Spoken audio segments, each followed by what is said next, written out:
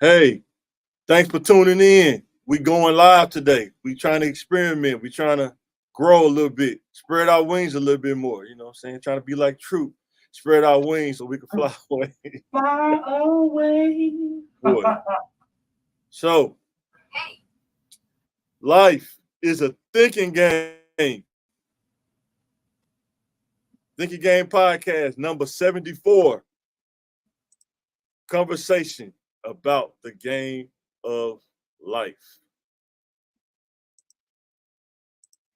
Get out of that. Now, before we jump into the topics, we're gonna warm up a little bit. And we both watched the Kirk Franklin podcast. I did a live stream a couple of days ago talking about some learning points. Man, I wonder what you think about it when you check it out. What you think about it? There's so much packed into that. I think everybody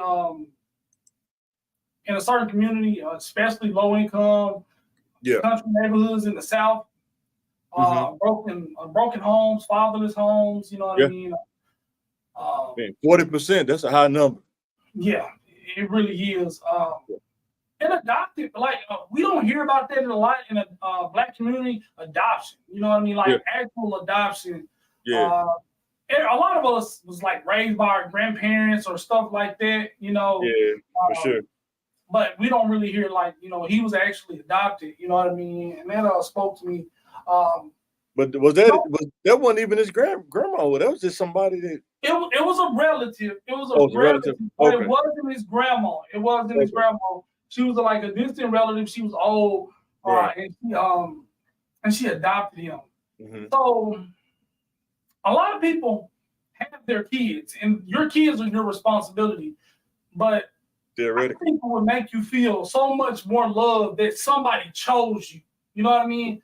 A lot of parents don't choose to have kids. They, they ask, they get pregnant and they have a child, and they don't have a choice. But he was chosen. So being chosen by that lady to raise him and not being caught up in the system, you would think that love would compensate him being abandoned. You know what I mean? Because I want to be raised by somebody who wanted to raise me, that chose me, and not raising me out of obligation. That would have gave me a lot of self-esteem. Maybe not as a child, but later on in life, I would really appreciate somebody that didn't have to pick me up and decided to raise me. But here's the thing, though. I think the thing that makes it difficult is, like he was adopted, distant relative, but you still keep seeing your mom, though. Yeah, that hurts. Yeah, I think that keep opening up with the cut. You know what I'm saying? Instead of it healing, it just keeps opening up the cut. You know what I'm saying? And I mean that really spoke to me when he said that. Seeing my mom and I can't go with you. Like I'm good enough to say hey to like a little common stranger. Then you go back and live your life, whether it's the best life or not. You know what I mean? Mm-hmm. As a child, you fantasize what life would be like living with my mom or my dad. And I grew up in elementary. Everybody that's fathers wasn't in their life, their father was a Hollywood movie star, a rapper, race car driver, astronaut. You know what I mean? You fantasize what the absent parent is, and that's sad when you see your parent leave and go off to the better life in your imagination. Let us know in the comments what you think. What you think about the Kirk Franklin documentary? Definitely was album seller. It's probably gonna sell a lot of albums and stuff. But it makes you really relate to it. You know what I mean? Genuinely. You know what I mean? Even if it was of publicity thing, you know what I mean, or advertising, but it really spoke volumes. Another thing that got me that I liked, when his biological father came to me, he brought his wife. You know what I mean? And he incorporated the word we. He said, we would let you in our lives at your pace. You know what I mean? Right. Like, so he was including her in that and welcoming him into his family, not only by blood, but by invitation. And nothing's supposed to be how Kirk Franklin wanting to reconnect with his son. I could imagine, even as an adult, not talking to my son for 2 years, not answering his texts, you know what I mean, not being able to see him and or hug him or anything like that. Now, I understand what happened. Yeah. And it's a reckoning that comes with it. There's consequences for your actions. I understand that. Yeah. But that's almost like emotional psychological abuse. Like, you know what I mean? Yeah, for sure. Being away from your child and being away from your dad, vice versa. But when he saw his biological father, he realized how important that relationship is with his son. So he's kind of even learning from that. Practicing what you preach, you know what I mean? Yeah. I wish I had a father that did this and did that. And he's like, well, I can be that father to my son. I need to make these amends. And he was even trying to close the distance with him and his biological mother. But you got to set boundaries. I like the fact that he did really set some serious boundaries with his mom. Like, if you can't accept the simple fact of this, test, we can't even move forward. Because this is stone. This is a concrete foundation. This is fact. This is 100% fact. Even his auntie was like, hey, girl, just tell the truth. You know what I mean? Yeah. Like, she was rough. That auntie was rough. She was abrasive. Yeah, and when your own family was like, your sister, like, come on. You know what I mean? So, And that, I think as an adult or a kid, like, when people in the room know what's going on, but you don't, even when you got the concrete facts, because I wonder, do they all three, the father, the auntie, and the mom, know the truth? But they don't want to say it because the mom don't want to say it. Yeah, because like, it was the point where I just don't remember. I just don't remember. I mean, we're not talking about, and then Kurt, like, even kind of delved into it. He was like, I'm not just talking about the night. Like, maybe we don't remember the night it happened, but it's like, you wasn't around town and seeing this lady pregnant or hearing, you know what I mean? Right. Yeah. This kid, like, Kurt, like, well, man, that's a long time. I don't remember. You don't remember, like, those weeks, those months, years. So I think that generation, I don't know, maybe it's that generation, but man, you can't BS your kids, man. You know what I'm saying? When they get older, you start connecting dots. And it's like, if you playing Pop Goes the Weasel, how do you not remember when the weasel went pop? Just outside the box thinking. Just outside. I'm not saying it with judgment. I'm not trying to put them in the play. I'm just saying, when your parents tell you, I don't remember, you're like, okay. And you never had contact with that man or that woman ever again in 30, 40, 60 years. You never seen them. You know what I mean? Yeah. Especially 15 to 18. You ain't got a car. You ain't really leaving the neighborhood like that. But some people's secrets, gonna die with them. That's true. It's just like, I remember things when I was like 5 years old. You know what I mean? But I don't know. Maybe when you're 60, you can't remember your early teens. You know what I mean? Man, you remember somebody can see. Oh, man, unless you just been with that many people. I'm not trying to insinuate anything. I'm just saying, like, how many people do you got to be with to remember? You know what I'm saying? Who you not been with? I don't know. I guess that's like I don't know what their magic number is, but ain't a lot of people that's on Wilt Chamberlain level. You know what I'm saying? Yeah. So, and if you ain't on Wilt Chamberlain level, you know what I'm saying? You definitely ain't, out of the average person's life. I mean, you don't even like going there, but out of the average person's life, how many people they been with in their life? It can't. You think it's over 50, man? That's probably average, right? You think so? Well, I don't know. But yeah, I think it's good that his dad apologized though, because like I said in the live stream, a lot of older guys don't apologize, man. you don't even expect it. You know what I'm saying? And sometimes they just go crazy. And like we said too, a lot of people don't want to talk about this, but they're saying what goes on in the house, stay in the house, has created some monsters, man. If it's two same people in the house, they're civil with each other, oh, that's fine. What goes on in the house, stay in the house. But if there's a problem and underlying issues and they never get worked on, and your kids see that underlying issue, how do you expect for them to be normal individuals when they don't see normalcy though? You know what I'm saying? And that's the crazy part, they get looked over sometimes, so. Yeah, you know, that's how we pick up those subconscious habits. Just running your house the same way your mom did. You didn't like when she ran it like that, but you know that's what you know. So you just do what you know. You know what I mean? Yeah, it takes a lot to go against what you know and learn something new. I can admit it does take a lot. You know, sometimes when you do that though, people look at you different. Your family like, wait a minute, we used to do it like this. I don't want to do it like this. Yeah, we never wash our hands. We never wash our hands before we eat. Like, okay. Okay. All right. Now we finna go to. Oh, that's the wrong one. I'm tripping.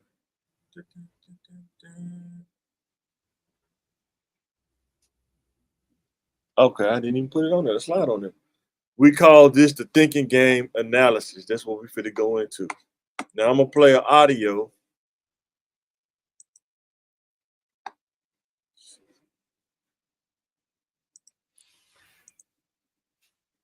I'm gonna play an audio. Uh-oh, let me get that off of there. They probably ain't gonna like this. All right. I'm gonna play. Let me know if you can hear when I play this audio. And the title that I have for this is, did Tyler Perry tell women to settle, or did he try to give them wisdom? Because a lot of women, they say they kind of got mad at him and kind of was snapping on him, but I think he's actually giving them wisdom.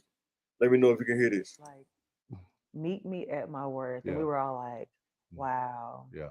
That's it. Yeah. That's it. And anybody who can't do that, that doesn't mean they're not worthy of you. That means that they need to either attempt, try, learn, find out enough about you to be able to figure out what that is. Yes. And that's not money because you listen, a lot of women, especially Black women, and I might get in trouble for saying this, but I will. in our society right now, Black women are making a lot more money for the most part than Black men. Right? There are a lot of Black men who are successful, but for the most that is very true. If you anywhere in the corporate space, women are in leadership positions more than saying that you ever see. They're everywhere. Yeah, you know what I'm saying. There's nothing wrong with it. Healthcare management. Yeah, there's nothing wrong with that at all. But yeah, what he's saying for real. Most part, Black women are making the money. So if you can find love. If that man works, at whatever job and is a good man and is good to you and honors the house and honors his wife and does what he can because his gift may not be your gift. Exactly. That is okay. That's not somebody who's beneath you. Yeah. That's See, and I think that's a lot of times people get mixed up in that, right? They, like we said, want somebody to be on their level, but they don't have the same gift as you, so they can't be on the same level as you. And then one thing I noticed, he said they have to meet a lot of criteria. He made a lot of boxes. They treat you good, love you, honor you. You know what I mean? He money don't buy that. Yeah, I mean, that's some high qualifications that he had put out there. They're just not. Every man that makes less money than you don't bring those things that he mentioned. Even if he make more than you, he might not bring those to the table. Those qualities are, priceless in a man or a woman. And then you said a woman, or in this case, the women work so hard to be the best at something. You said their gift ain't your gift. You're almost the best in your field. You're the top of your class. You're the top of the top. Right. You worked hard to be better. And then you go looking for somebody that's just as good. You're a champion. It's not easy to be where you are. Right. You're a champion. Know your self-worth. You're one in a million. You're trying to find another one, somebody better than you. You crushed all the rest of the competition. It's not going to be easy to find somebody up there with you. Especially in that field, because you're the best. You got to realize like how hard it is to even get up to that level, like in that 1% range. Like the average person just is not going to get to that 1% range over $80,000, $90,000. I mean, that's probably the top 5% of people. You know what I'm saying? It ain't. And you're not even the best person in your family, right? I mean, or maybe you are. You're the best. You can't find another you in your whole family. And now you're going, around the world or in the dating pool, trying to find somebody better than you. Right. They can't even be equal to you. And so you gotta be careful. You're saying you want better than yourself. Right. And I think that's you gotta be careful not unicorn pretty much. They don't exist. Somebody who came to love you. You are a unicorn looking for another unicorn. Well, I deserve that. You know what I mean? Yeah, that's that entitled attitude. That'll get you messed up every time. Thinking you tank, maybe I deserve. You don't, and you're thinking you don't even deserve you, because they can't be your equal. You don't deserve you. You deserve better than you. Yeah. So looking in the mirror, I'm not good enough. They got to be better than me for me to want me. I always got to be looking up. Like, look how high you are to be looking up, trying to find somebody to look up to. But that's just my piece. Man, and then why is it different? Like, you know what I mean? With men, like men don't like, well, I'm Michael Jordan. I got to find a female equivalent to Michael Jordan in banking. I mean, I know she can't shoot a ball like me, but maybe she's make money, or maybe she's the best in some other thing. I think men find happiness. Go ahead. I think a lot of stories over time, like Cinderella and Sleeping Beauty, and just little stories like this, like the guy always come and rescue somebody. You know what I'm saying? I think that's why probably a lot of dudes do that. And you got to be honest too. A lot of dudes with money, and they see a woman that make less than, they see opportunity too. You know what I'm saying? Yeah. It's like swimming with the sharks, man. And the guppy come in there, and the shark's like, we got one. You know what I'm saying? So sometimes that could be the case too. You know what I'm saying? But sometimes it's like you want to be the protector and you want to get saved. I want to be the princess. Like, give me the sword, the shield, and the armor, and come rescue me. Boy, for real. Come save me. I need to be saved too. Sweep me on my feet. Like, you got just as much armor on as I get. And then you accidentally cut them, because you don't know how to use the sword. Like, well, give me the sword if you want me to save you. You know what I mean? Well, I want the sword and the shield. You know what I mean? And you can't pick me up. You wearing full armor, but Yeah, let's play the rest of it real quick. Hold on. Mm-hmm. Right? Yeah. And as long as he's secure in himself to know that, yep, she makes most of the money, all I can pay is the light bill. As long as she's comfortable enough to say, I'm going to cover the mortgage and all the other stuff, you handle the light bill, baby, you can take me to dinner every now and then. Mm-hmm. That is fine. Yeah. Boy, fine. Now that sounds like a unicorn. It's probably possible. But if a woman said, I'll pay the mortgage, you just pay the light bill? What? I'm fine. Yeah, man. But I think it's just all about mindset too. A lot of times people's mindset get warped and stuff before they go into marriage. You never calibrate your mindset for marriage. You just think it's gonna be on autopilot. It don't work like that. Or you got these unmet expectations that you're not even verbalizing. You know what I mean? Yeah, you're expecting something from her that you haven't even said you want. You just expect her to do it. Or he, like, you expect him to do this because the man on TV did it. You know what I mean? Right. And you assuming assumptions and expectations, man. You just assume if I do this, this should happen. You know what I'm saying? It's like, no, this is another human being. This is not a computer. It's not ChatGPT. Your own anger. You know what I mean? That's unmet expectation that you set.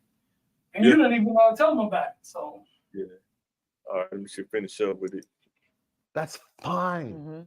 Mm-hmm. Yeah. But that's so for a lot of people to take in, because that means, no. I need somebody who is,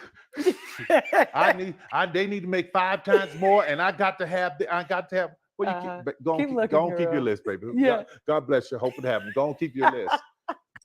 See, he just said he got this unreal list, you know what I'm saying? He needs to be 6'8", you know what I'm saying? Make $600,000 or something, $3 million a year. And for regular people like us, regular people, when you work 9 to 5 every day, the chances of you meet somebody like that, or the chances of a dude making that much money working 9 to 5 is very slim. You're talking about the top 1%. You know what I'm saying? And you're talking about going to school, going to class, studying, being the top of your class. How higher GPA out of everybody. But you're looking for a man that's smarter than you. You know what I mean? You already was that valedictorian. You don't get higher than that. You know what I mean? Yeah. And they don't realize, like, even at jobs, the top 1%, you don't even see those people. Rarely. Because you don't even be where they at. The only way I got to see people like that when I worked in IT, I had to work on their computers. Otherwise than that, you don't even interact with people like that. So what makes you think, because I don't care how much money you make, if you don't have the people skills, it won't work anyway. Yeah. You know what I'm saying? You gotta have people skills. Money don't get you people skills. You just have money, and it's only gonna magnify who you are. So if you got a bad attitude with money, that means you're gonna have a bigger bad attitude. You know what I'm saying? Yeah, and that's the thing. When you're on top, sometimes you ain't got to be a people pleaser. You know what I mean? You got the money because you don't rely on nobody. You don't have to be nice to get your rent paid. You don't have to do anything. You don't have to be nice and keep relationships with your cousins. You don't have to keep relationships with your uncles, your mom, because you're not going to ever financially need them for anything. So you can speak your mind. And people start to get a little bit reckless when they don't need people. You need more money, have less people skills you need. It's good to have them, you know, especially if you're in sales, but you don't need them because people need you. They're always asking you for money. So you don't really have to impress them. You know, you just kind of give them what they want. And that substitutes that. So we got a lot of people, men and women, you know, making lots of money, but they're losing their people skills, losing the ability to, you know, hold small talk, date, have regular conversations on dates and stuff like that. Yeah. But when you talk about just someone to love you and support you, I know people whose men can't touch what they make. But when you see them together, that love, that support, that I got you, babe, it's a beautiful thing. It is. It is. I remember I was having a conversation with you and I was going, I can admit that I had fallen under that. Like, okay, I actually may have misunderstood what meet me at my worth meant. I thought meet me at my worth was meet me at my net worth. My net worth, right. No, not your net worth. Right. At least meet me at my net worth. Yeah, that's your net worth. Yeah. And I was talking to you, I was like, and Tyler, I was like, this, and this, and I've done this. All right, I'm gonna stop it right there. That's the thing, right? Here's the thing about making that kind of mistake, though. You never know when the opportunity will come up again. Because not everybody gets that opportunity to date again. So, even like I say, it's people in their 50s that's still single. I'm not knocking them or nothing, but I'm saying, you know, are you really honest to why you're still single and never been married in your, you know, late 40s and 50s? You know what I'm saying? A lot of people don't want to be honest about that. You know what I'm saying? Man or woman. You know what I'm saying? They don't want to be honest about that. And I understand that marriage wasn't really necessarily the real goal for you anyway. And I respect that. You know what I mean? Kids ain't for everybody. That's true, boy. Because they will challenge, man. It's a challenge, man. Whew. You think you busy now, have some kids. I don't even see how people want to have like 5 kids in today's time. Oh, man, that's crazy. You almost got to be a millionaire to have 5 kids, like legit millionaire. Because the daycare alone gonna cost you a salary for 5 kids. Unless you have it spread out, and it's still gonna end up over time, still gonna cost you, man. So talking about small business, boy, for real. So now we finna get into the adult logic. And here's the topic: understanding that you cannot make a person do anything. I think a lot of people could get stuck in that. Like, you can't make somebody do something. You can get them the information. You can say, you know, you can get them the advice. You can even tell them the results. And some people are still going to do what they want to do. You know what I'm saying? It's just kind of how the game go. You know what I'm saying? And the side to that, the piece to that is, how hard is it to see somebody going a different way, even if they have the right information? So you can't make somebody do something, but then how hard is it to watch them go through the process I know I've been through this. My mom had to watch me go through the process, learning how to be Mike. You know what I'm saying? I had to go bump my head a lot. You know what I'm saying? And until I started to straighten up. So I can only imagine, man. It's just those little things that keep coming up, like, you know, those little habits people can't break. You know what I mean? You know that it's not doing you good. You can't stop smoking or something just for a month to pass the test to get the job. You know what I mean? They asking for too much. And then it's the job fault. It's not your fault for smoking. It's the job fault. Yeah. You know what I'm saying? Yeah. I think that's the hardest part, though. Like, over time, I think I understood that about a human. You can't make another human do anything, but you also can't hold on to what they don't do. Like, your health is more important than another person's decision or choice they make. Yeah. I mean, it may sound callous to some people, but man, your health is so important, man. You can't get your blood pressure up on another person's choice. You know what I'm saying? Yeah, and they go, especially when they're doing what's best for them. You know what I mean? That, most people are going to make that choice. You know what I mean? Yeah, you got to get hit by a car a little bit, but you know what I mean? I'm going to make this choice for my money, my health, my mental health. They're going to choose them. Sometimes you got to choose you when you give them enough chances. Because sometimes people can see the path that you're going, and they can see that you're making strides and you're getting better, but they still be like, I don't want to do that. And it's unreal. Like, I don't want to do that. I'm good. I don't want to do that. And then, but they'll get jealous of you at the same time when they see that you're moving up, though. It's the weirdest thing. It's like if people hate on your greatness, you know what I'm saying? But they don't want to put in the work for their greatness. So they spend a lot of time hating on another person. And I just think about how much brain space do it take to think about what another person's doing or to hold something over their head they did like 10 years ago. How much brain space they take up to memorize that? Kind of like on a hard drive. It may take up a terabyte of your brain space to remember what somebody did 10 years. I remember what I was wearing, what they was wearing. Man. It was the 4th of September.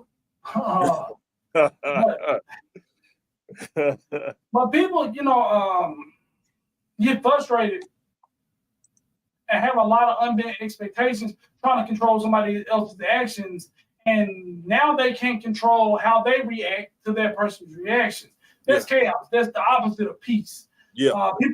People get married, people get a job and expect the job to go like this, but you don't know the people you're gonna work with. You know what I mean? Well, they lazy, they not doing their job, and it's making it hard on me. You know, blah blah blah. And you gripe about that every day for 5 years. You know what I mean? Or you get married, you want the person to do something that you ain't told them to do. Yep. Or you told them in your own little way, you gave them a hint. You know what I mean? I gave her a hint that she needed to clean up the house. You know what I mean? I left the mop out. You know what I mean? But did you tell her to mop? You know, you can't just be expecting stuff. Yeah, one thing I learned about marriage is like, man, you cannot trip over the little stuff. If you're a person that trip over the little stuff, marriage is gonna challenge you. It's gonna be tough for you. Like, I guess I'm just so laid back too, but man, I don't trip over that stuff, man. Life is too short to be tripping if somebody left the mop, man. You know what I'm saying? But then they start. If you don't care, you can't just not care.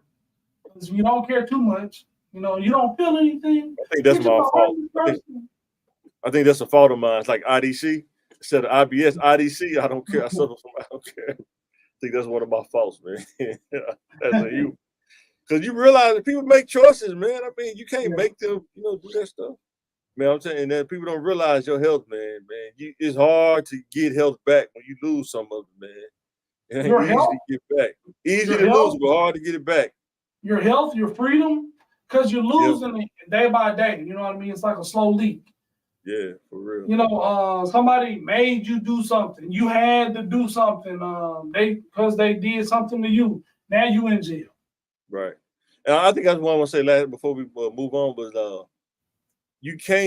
money is not a substitute for somebody that's going to love you, take care of you, and hold you down.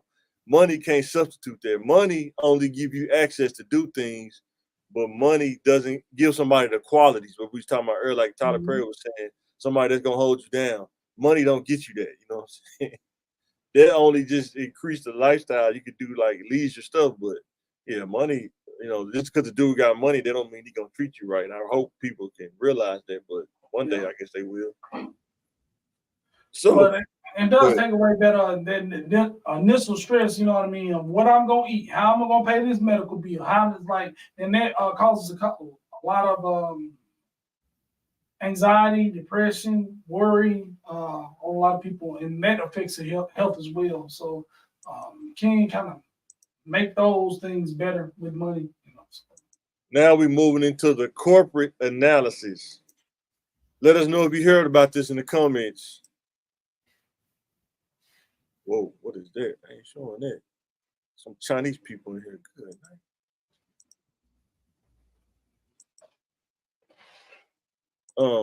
The UAW strike.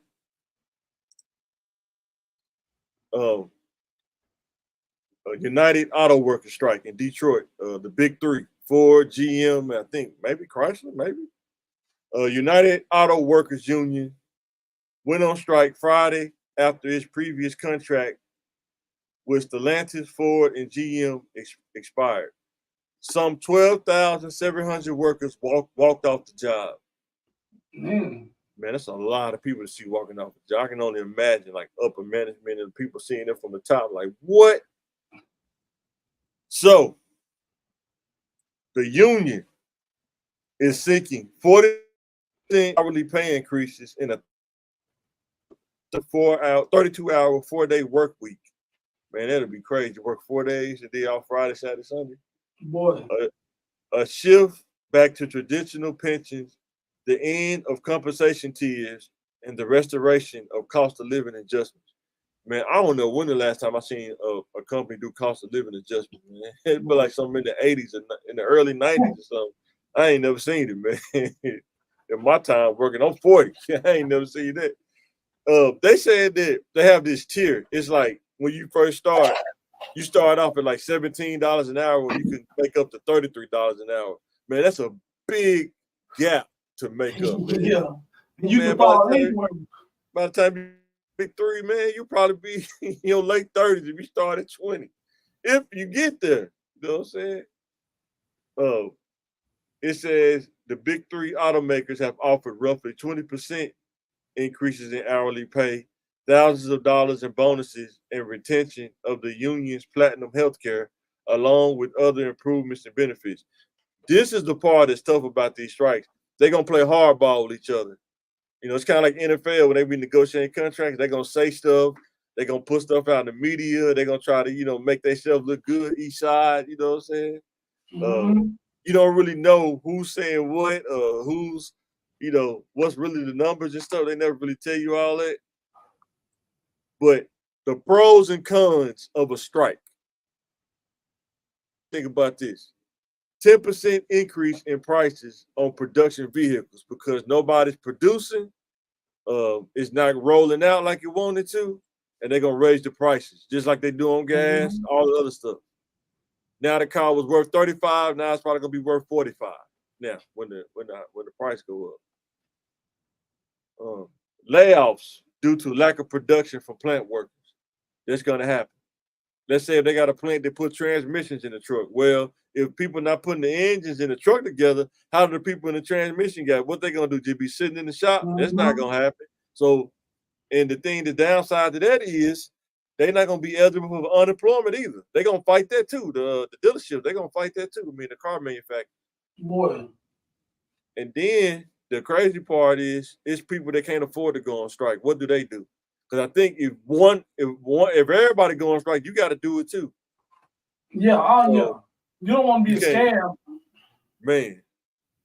So that's tough, man. You know, since some people, that's their livelihood, you know what I'm saying?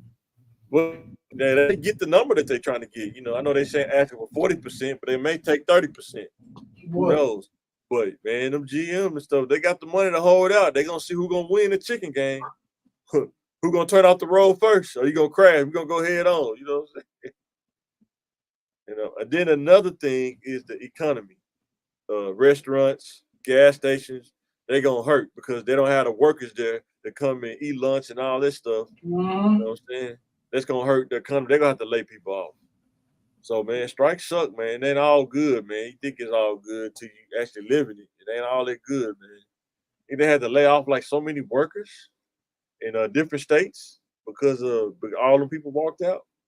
So that's probably gonna last a couple months, probably. Yeah, for sure. And we still got the writer's strike. They striking. You know what I'm saying? They still striking. They did at UPS, but they ended up winning because that UPS said we can't afford that. We like the top, parcel service, so we got to keep that rolling. So they picked the perfect time, and they like the perfect intersection. You know what I'm saying? GM probably like, man, we can replace y'all, man. I won't be surprised if they hire some more replacements, though. I won't be surprised unless they just don't want to spend the money, but won't be surprised. So, moving over, come on, slide it. Moving over into tech analysis. The analysis finds that 92% of jobs analyzed require digital skills. Previous NSC research found 1/3 of workers don't have the foundation digital skills needed or necessary to enter and thrive in today's jobs. Together, these findings point to a significant digital skill divide. What you think about that? You think that's pretty close? Yeah, for sure. Go ahead. No, you get it. No, I was saying working in IT, I get it because they having these secretaries now running Zoom meetings. Yeah, I mean, at every level. Yeah. Like, when we were in school, they used to work on handwriting and stuff like that. Make sure you knew how to write in cursive and take notes and stuff like that. Now it's typing. You know what I mean? Yeah. You got voice typing now. Nobody writes a letter, but we send millions of emails a year. For real. Millions. You know what I mean? When we're taught MLA format, we're taught that on a computer. Yeah. We don't say write the date, the name, date, time on the top of the envelope. You know what I mean, and stuff like that. We learn in the computer class. Yeah, and I've done too. Every level of job, you got to have a computer now. Even secretaries, they got to have a computer. Mm-hmm. Ain't gonna be too long. Custodians gonna have to have computers or something like that. They probably do at this point. Yeah. A Google Chromebook or something, you know what I'm saying? Definitely with kids now, you almost gotta have a computer now, or they'll give you one. You gotta give back. But my kids had a virtual day last week on Friday. They was out for a virtual day. They had to do their stuff online. Oh, it's pretty crazy. And we're doing work online like Google. They got Google Classroom and stuff like that. So, and then you have to be able to adapt with the time. That's what I've learned through life. You got to be able to adapt. Me going to school for web development, you know what I'm saying? I'm not saying I'm like super crazy about it, but that's like where the skills, like that's where the money going to. Most companies gotta have a website. Exactly. Not having a website now or app, man, you're almost dead in the game. You know what I'm saying? People won't even know about you. You actually, got some good food or something, but don't have a website. Don't have some kind of social media presence. See what happens. Yep. It's gonna be hard. Word of mouth used to be the thing, but then it's hard now, man. You got to have that social media now. But yeah, guys, let us know in the comments what you think about that. So now, probably I spend a little time on this one going outside the box. Where my slide at? Do I put that on there? Yeah. We finna go outside the box. Crime is correlated to poverty. What you think? Yeah, that's just a proven fact. The lower crime rate in the area, the more crime they're gonna have. But it's like you said. I think you were telling me earlier. Like crime is on every level. It just looks we're gonna different. get on that. Yeah, we're gonna talk about that. Yeah, the crime just looks different. You know what I mean? And we associate certain types of crime with certain races, people. But it's all over the spectrum with crime. Yes. Yeah. I'm trying to think. Was it correlated with poverty? I think that when people don't have money, you got idle time and you your mind can just come up with all kind of ideas. You'd be amazed, like if people really be honest with themselves, what kind of ideas you come up with, just the kind of stuff you think about within a day, in a day's time. You know what I'm saying? But yeah. And they desperate enough to try. Yeah. The more stuff you have, the more stuff you don't want to lose. Boy. So. And then we have crime is on every level of financial success or financial class.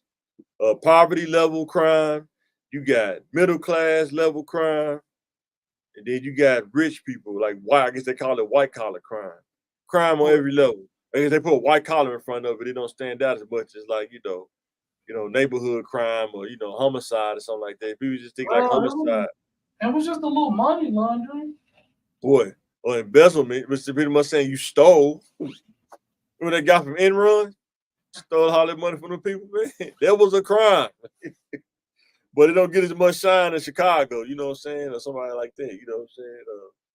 Wolf of Wall Street, that was a crime. Dude did some criminal stuff, man. You know what I'm saying?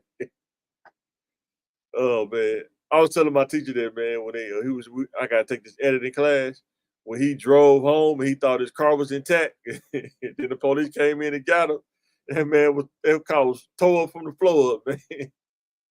So I could have sworn I got home straight, man. Dude, so no. People be stealing art. I think that was like people be stealing art pieces and selling them on black market. You know what I'm saying? Jeffrey Epstein, that was a crime. You know what I'm saying? What he was doing. Real. You know what I'm saying? He had a whole island. You know what I'm saying? It's not just poverty. It's crime on every level. I mean, people do crime all the time. I think it's like a mindset. You know what I'm saying? That's why they say criminal minded. You know what I'm saying? Just some people get money. Some of the rules right before it get to a crime. There's rules. You know what I'm saying? I remember when I worked at the hospital, it was a dude that told me, he said that bankruptcy was a tool for rich people and they would just misuse it. They had to change the laws on it because they would buy everything they wanted and then file bankruptcy. They have to do it. So let's say you buy a car, buy a house, buy a car, buy a house, buy an RV, buy a boat or so. You got $100,000 or $200,000 of debt, file bankruptcy. Now you only got to pay like 75 or 100,000. You just got a 100K discount. You know what I'm saying? Ooh. But now they changed the game because I don't think you can file like student loans and stuff like that. Can you imagine before that though you was able to do that? File a student loan bankruptcy, man, just pay half of it. That's a discount right there. Boy, I'm only one thing better than 100% discount. Boy. So now this is our next section. Realistic or cap? Realistic or cap? It says gas prices in LA soar over $6 a gallon as oil keeps climbing. And the question I have is, living in bigger cities starting to take its toll on cost of living? Ooh, well, I think it was already there, but that's crazy. You can't even visit somebody and drive a real car. $25 may get you a fifth of a tank for $6 a gallon. You might not even get half a tank depending on what you're driving. That's insane.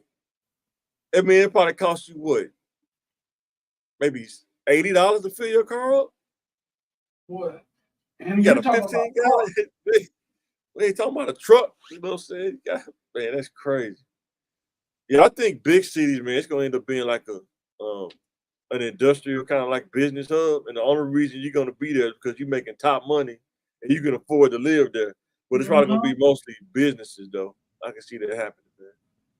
It's gonna be crazy. And they was talking about in LA, I think, when they be watching CNBC, that they be having people be living on the side of the road, that's parked their car on the curb, be sleeping in the car. Or RV or something like that. Then they just drive from place to place and live off a school bus they bought, turn it into a house or something like that. And that's probably cost. You probably spend 90 grand doing that. Boy, I don't even know why they inquire about getting a school bus, new or used. Boy, for real. In LA. All right. Now, pick one. somebody said they like the fact that we do the pick one. They hit us in the comment. They said they like the Dino with KC. And I told them it's not about the stats. It's more about how you feel emotionally about it. It's testing your emotional, how you feel about it. And he was like, man, I liked it. You know what I'm saying? It's both to me. You got to be working with some man. You know what I mean? Yeah. It depends on where you grew up at. Like if you grew up in the South, man, Dino was big in the South, man. I mean, what, man, H-Town was, man, they was doing it, man. But you know, if you grew up on the East Coast, he's probably gonna be Jodeci. You know what I'm saying? But this is the one I got one for you. Pick one: Michael McDonald or Paul McCartney. I'm going personally. I'm going with Michael McDonald for sure. Paul McCartney, the Beatles, man. I mean, like, you know, he may have been a musical genius and all that. You know what I mean? I think he overrated, man. I think Paul McCartney. But you know, when you go uniqueness of voice, you know what I mean? Man. Yeah, Mike McDonald. Every time I see you.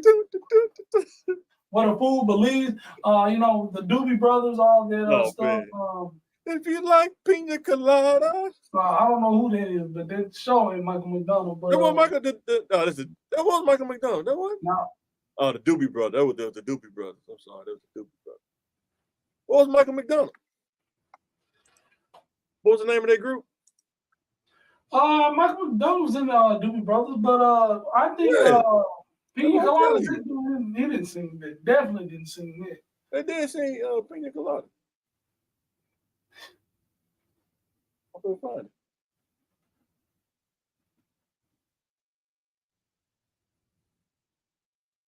So you don't like Paul McCartney at all? No.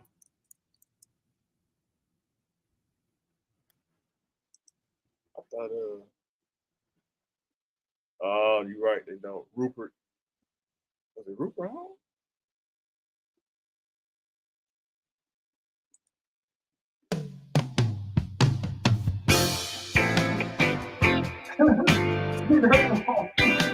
Yeah, that was Rupert Holmes. Yeah. Oh man, I thought the Doobie Brothers song that. I'm off. So what about the Paul McCartney song with Michael Jackson? Oh yeah, I mean, say. Yeah, I think it was all hype. Yeah, it was all hype. I'll take. I keep. You know what I mean? I'll take. Keep forgetting. I keep forgetting. I keep forgetting. You will never be free. Dude had the beats and everything, man. No, bro. Yeah, man. Like, yeah, black producers, man, black boy. If you close your eyes, you probably think he's black. And you listen to him, you probably, this got to be a black dude.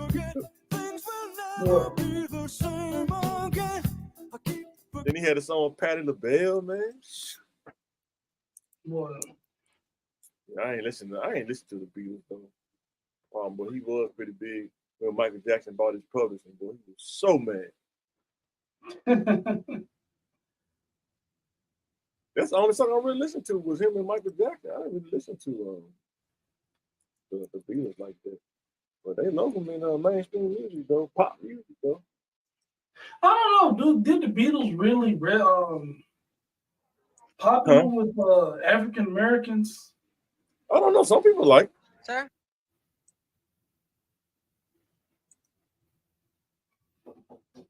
I don't know. Paul McCartney, man. What you need, but don't leave me with no direction. They can leave there. Leave them where it's at. I think Michael Jackson made that song though. That was Paul McCartney. That was all Mike, man. That's what Mike was. We couldn't be still, man. What song didn't Michael Jackson make? You know what I mean? Like, well, I know when he got older though, man, he tried to still do it. He just didn't. It wasn't the same. He was on the BET Awards, man. Jamie Foxx said he was trying to dance. He had bubble gum on his shoe. He couldn't get the steps off. He couldn't move like oh man! All right, what you think about this restaurant? Golden Corral or the Wood Grill Buffet?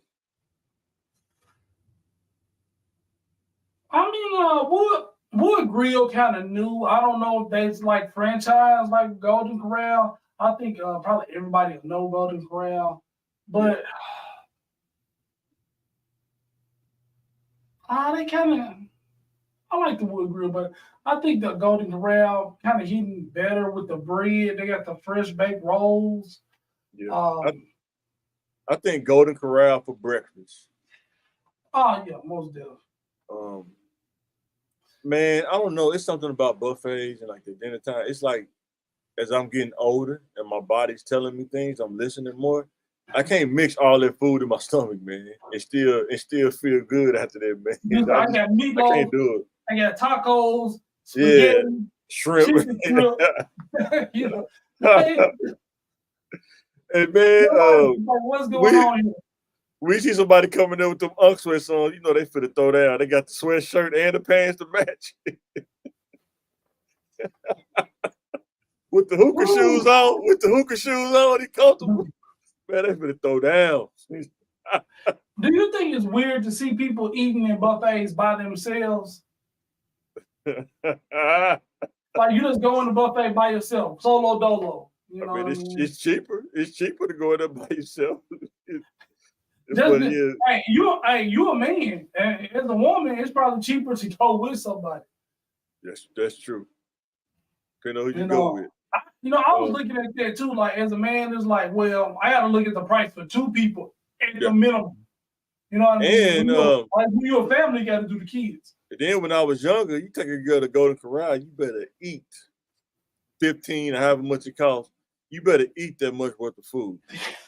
I mean, we could talk in the car, sure, but you better make sure you eat $20 worth of food. We didn't come here just for one plate and you twirling your fork trying to eat all cute. No. That's Mike at 20 though. You know what I'm saying? Go unbutton your first button of your pants because it's going. Boy, I used to eat though back then. I could tear the club up, tear the buffet up, but now maybe 1 or 2 plates, I'm done. That's it. And but some people they be trying to eat their money back. I gotta make sure I paid $15. I gotta eat $35 worth of food. Ugh. So trending thing. What do you think about Deshaun Watson, man? You think he'll ever be the same man, or you think he still gotta overcome the mental part of the playing football? I mean, I think it's gonna take a couple games. Yeah.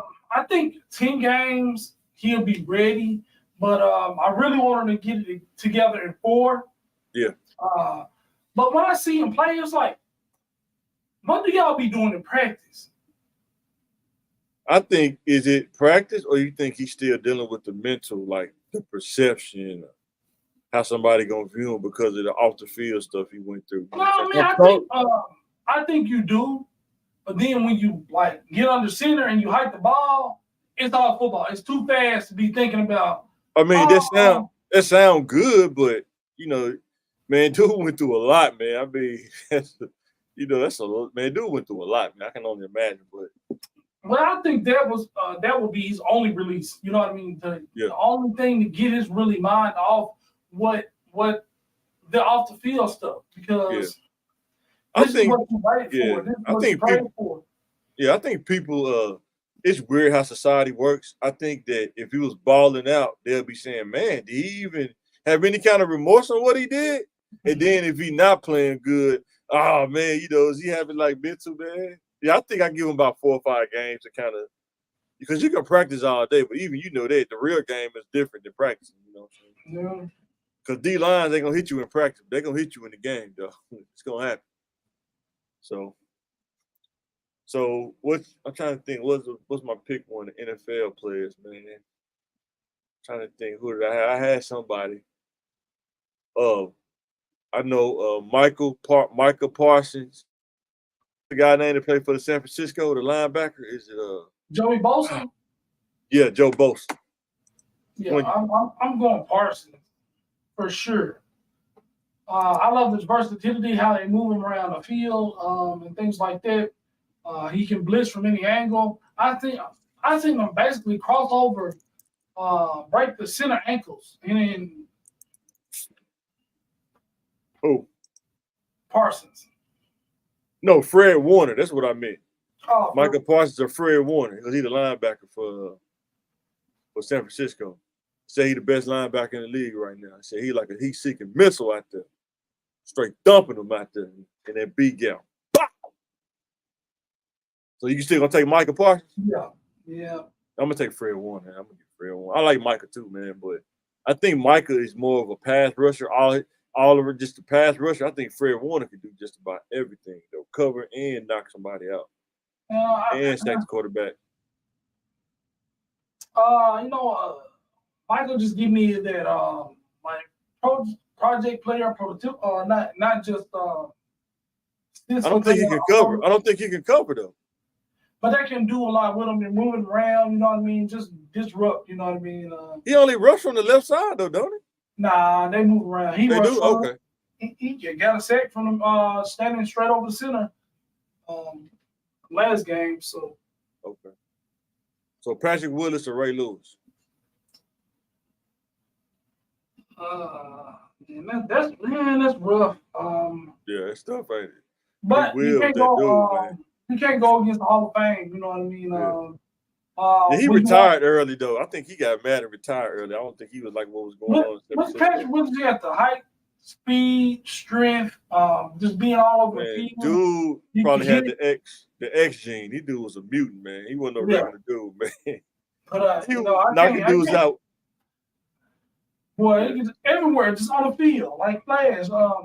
Man, he was balling with a club. He was balling with a club on his hand, bro. He couldn't even use his head. He was knocking dudes out with a club on. And Ole Miss knocking dudes out, man. But it's hard to go against Ray because Ray that leadership, man. Yeah. It's something about a dude walking in the locker room, man. And him and Eddie George, man, boy, there was some games right there. That was terrible games. Let's go. Let's go. You reconsider playing football after that. Boy, for real. Well, Eddie George wasn't no punk. That was a big dude, man. Was he like 6'2"? Running back? Was he like 6'2"? Yeah. Seems like, man. That's when they ran that ball, too. You may get 30 carries a season, man. 40 carries, man. Easy. You might get 30 carries a game. Yeah, that's true. True. That's crazy. I had a dude who used to play Madden. As long as he get 3 yards. Boy, for real. But yeah, guys, we're going to get ready and sign out this thing. We want to stop by. We're going to work on our live game a little bit, add it to our repertoire. Let us know in the comments if you like the live podcast. And we'll definitely be making some clips here shortly. But we wanted to do it live, add it to our game. Anything you want to say before we sign out? Thank you guys for watching. I want to say like, share, subscribe. Be sure to go to YouTube, hit that like button. Be sure to go to Facebook and subscribe, CTM TV, Twitter, CorpTech M, TikTok, CTM TV Little Rock. And I need to change that YouTube to CTM TV LR as well on YouTube. And the same, I need to change those. They're kind of old. But yeah, guys, let us know in the comments what you think about this live podcast. And we are signing out.